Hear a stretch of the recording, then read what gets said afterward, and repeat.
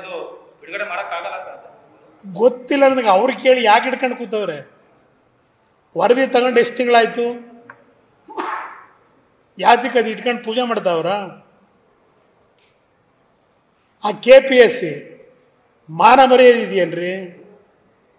ಮಾನ ಮರ್ಯಾದೆ ಇದೆಯಾ ಸರ್ಕಾರಕ್ಕೆ? ಇದಕ್ಕೆ ಪಾಪ 370 ಜನ ಮಕ್ಕಳನ್ನ ಯಾವುದೋ ಒಂದು ಹೆಣ್ಣುಮಗಳಿಗೋಸ್ಕರ ಬೀದಿಗೆ ತಂದು ನಿಲ್ಲಿಸಿದ್ರಿ. ಇವತ್ತು ಕುಟುಂಬಗಳನ್ನ ಬೀದಿಗೆ ತಂದ್ರಿ.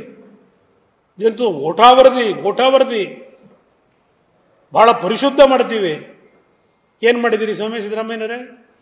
ಏನಾಗಿದೆ ಇವತ್ತು KPSC? ಎಷ್ಟು ಜನ ಮೆಂಬರ್ಗಳು? 14-15 ಜನ ಮೆಂಬರ್ಗಳು.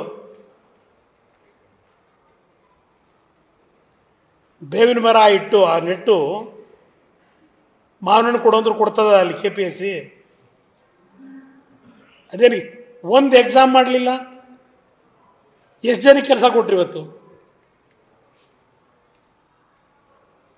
ಅದೊಂದು KPSC ಸಂಸ್ಥೆ ಮಾಡಿಟ್ಟಿದ್ದೀರ. ಅದು 15-16 ಜನ ಮೆಂಬರ್ಗಳು. ವ್ಯಾಲ್ಯೂ ಏನಾಯಿತು? ಎಲ್ಲಿಗೆ ತಂದು ನಿಲ್ಲಿಸಿದ್ರಿ?